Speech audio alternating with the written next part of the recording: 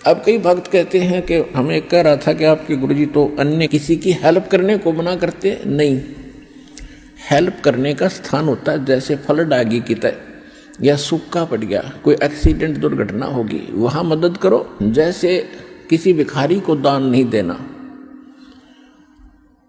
अब कोई अपना धंधा करके खाओगा, कुछ भगवान के गुण गाओगा, उसको मालिक के चरणों में लाओ, उसका नाम दिलाओ, उसको भक्ति कराओ, उसका उद्धार हो जाएगा।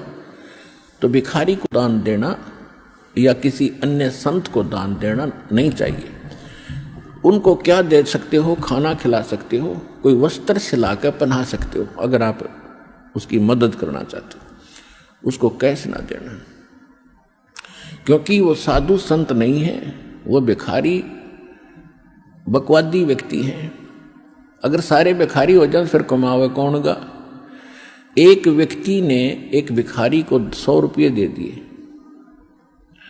अब ये क्या करते हैं? सारी बकवाद करते हैं, शराब ये पीवें, मांस ये खावें, क्यों फ्री का मिल रहा है। और फिर सबके गधे बनेंगे, किसी कुत्ते बनेंगे, वो संस्कार और बढ़ेगा, वो वापस देना पड़ेगा। कोई वैसे थोड़ा किसी से ले लिया वो देना नहीं। कहते तुमने उस दरगाह का मैल नहीं देखा और धर्मराज के तिल तिल का लेखा। 100 रुपये दे दिए। पहले वो पौवा पीता था शराब का, उस दिन एकदम अच्छा दाव लग गया, उसने आधा पिया। अब शराब पी कर रोज पत्नी ने कुटे, बच्चों ने कुटे, पिटाई करता था, वो दुखी थे। उस दिन आधा पी लिया, ज्यादा दिमाग खराब हो गया उसका, परिवार की पिटाई करती। उसकी पत्नी उसको सारे बच्चों को लेकर कुएं में गिर कर मर गई। आपके 100 रुपये के दान ने एक परिवार उजाड़ दिया। आपको भी पाप लग गया, क्योंकि आप उसके भागी बने। तो क्या फायदा दिया उस दान में?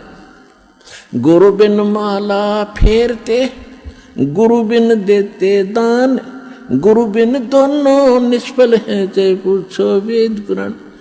अब जैसे द्रौपदी ने एक अंधे महात्मा को एक कपड़ा दिया था 9 इंच बाई 3 फुट 4 फुट, एक छोटी सी टुकड़ा अपनी साड़ी से पाड़ कर। वैसे उसको दान करने में सारी साड़ी उसकी खराब हो गई थी, लेकिन महात्मा को केवल एक इतना साइज मिला था।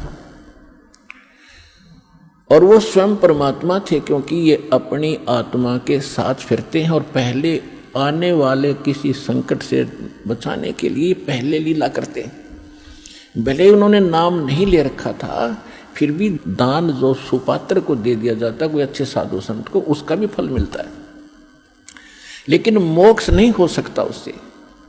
तो छोटे मोटे संकट निवारण भी परम संत से ही होते हैं, वो परमात्मा स्वयं ही लीला करता है उस संत की। इसलिए साधु संतों की आज तक महिमा बनी रही। वो स्वयं कर जाता था 2-4 जगह, और फिर सब किन्न टूक मिले जाते जो लाल कपड़े पहन के फिरते थे कि साधु एक जैसे ही होंगे, क्योंकि वो भी साधु भी तो उसी की आत्मा है भगवान की, जो उनके लिए तड़फ रहे, लेकिन रास्ता मिल नहीं रहा। बताते हैं तो वो मान नहीं रहे, तो बच्चे हैं उसके। तो सभी के लिए परमात्मा समदृष्टि है, सभी का लाभ, सबके दुखों से बचाने की चेष्टा करता है।